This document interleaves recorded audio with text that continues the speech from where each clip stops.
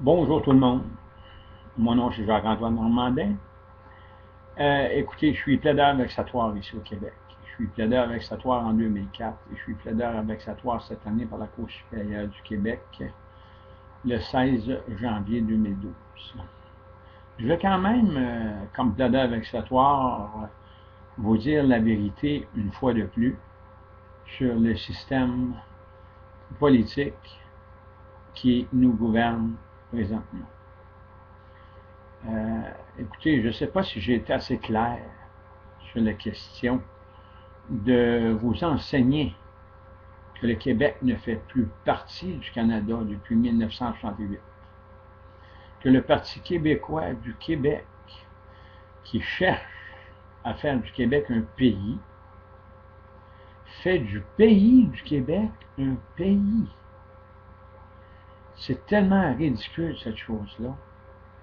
Pour quelle raison ces gens-là ne vous l'ont pas dit en 1968? Donc, je vous l'explique très précisément. Le Québec est séparé du Canada depuis 1968, quand ils ont créé l'Assemblée nationale du Québec, en violation, après avoir supprimé les articles 71 et 92.1 de l'Acte de l'Amérique du Nord britannique de 1867.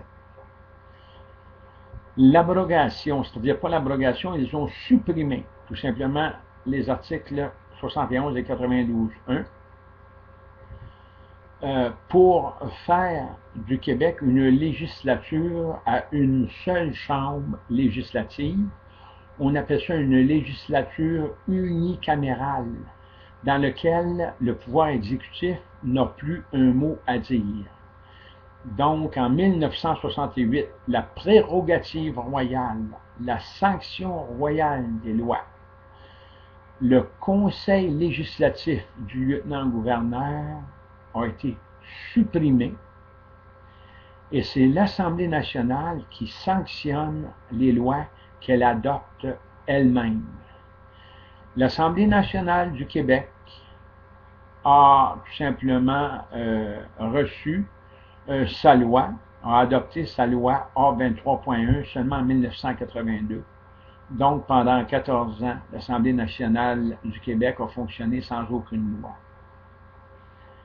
C'est le gouvernement libéral de Pierre Elliott Trudeau avec le gouvernement de l'Union nationale du Québec avec Jean-Jacques Bertrand qui ont accepté de supprimer, sans référendum, sans amendement constitutionnel, sans pétition devant la population, ils ont décidé de supprimer l'article 71 et 92.1 de l'Acte de l'Amérique du Nord britannique de 1867. Là où le danger nous guette, c'est devant les tribunaux judiciaires. Quand vous comparaissez devant un juge avec des avocats, soit pour vous représenter ou pour vous poursuivre, ces gens-là sont au courant que le Québec n'a pas de loi, n'a pas de constitution. Et on sait qu'à l'article 6 du Code criminel canadien, seule la loi crée l'infraction. Puisqu'il n'y a pas de loi au Québec, il n'y a pas d'infraction. Peu importe sur quelle dimension du droit vous êtes situé, que ce soit au criminel, au pénal, au civil, en droit de la famille, en droit commercial, il n'y a pas d'infraction s'il n'y a pas de constitution, parce que seule la constitution crée la loi. Seule la constitution permet l'existence d'une loi. Donc, en 1968, quand ils ont supprimé l'article 71 et l'article 92.1 de l'Acte de l'Amérique du Nord britannique, ils ont tout simplement supprimé l'Assemblée législative, le Conseil législatif et les pouvoirs du lieutenant-gouverneur, ainsi que le lieutenant-gouverneur lui-même. Ça a été supprimé. Et à partir de là, le Québec là, est complètement sorti de la Fédération canadienne.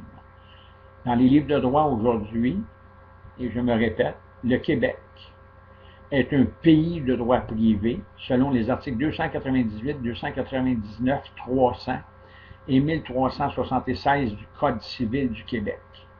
C'est aussi un pays en vertu de l'article 94.1 du Code de procédure civile du Québec, et c'est aussi un pays de droit privé en vertu des articles 356 et 399 du Code civil du Bas-Canada de 1866 qui a fait du Québec une corporation.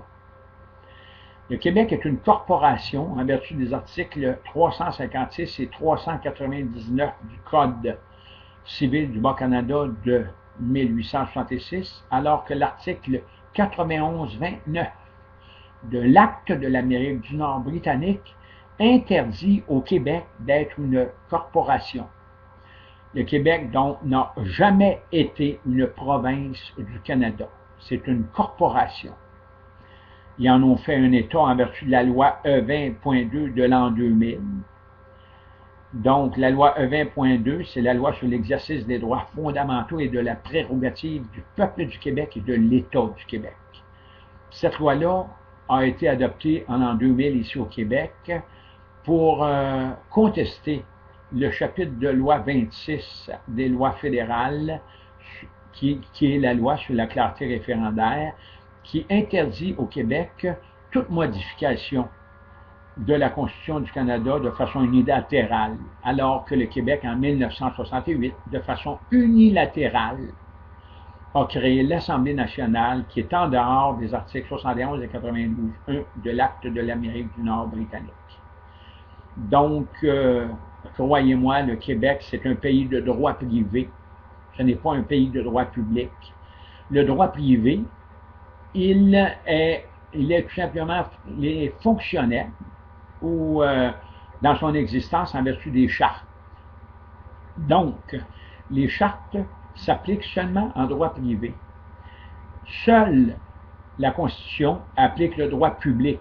Donc, la gestion et la gouvernance de nos institutions publiques, donc des organes politiques, que ce soit le ministère de la Justice, l'Assemblée nationale ou peu importe. Donc, le droit public, ce n'est pas du droit privé, ce n'est pas du droit qui provient d'une charte. Le droit public, c'est du droit qui gouverne nos institutions démocratiques. Et quand vous allez en cours devant les tribunaux judiciaires pour contester la constitutionnalité d'un élément quelconque, vous devez contester la constitutionnalité des juges, des tribunaux judiciaires et de l'Assemblée nationale. Vous n'avez pas à utiliser les chartes pour vous défendre, parce que les chartes ne s'appliquent pas au Québec. Ce n'est pas une province du Canada, c'est un État. Et même la Charte des droits et libertés de la personne du Québec est une charte qui est complètement anticonstitutionnelle puisqu'elle a été adoptée par l'Assemblée nationale du Québec, alors que le Québec ne fait pas partie du Canada. Le Québec a supprimé les articles 71 et 92.1 de l'Acte de l'Amérique du Nord britannique. Le Québec, c'est un pays de droit privé, ce n'est pas un pays de droit public puisqu'il n'a pas de constitution. Et pour finir avec ça, tous les députés qui ont été élus hier à l'élection de 2012 doivent prêter serment, selon l'article 15 de la loi de l'Assemblée nationale du Québec, la loi A23.1. Les députés doivent prêter serment à l'annexe 1,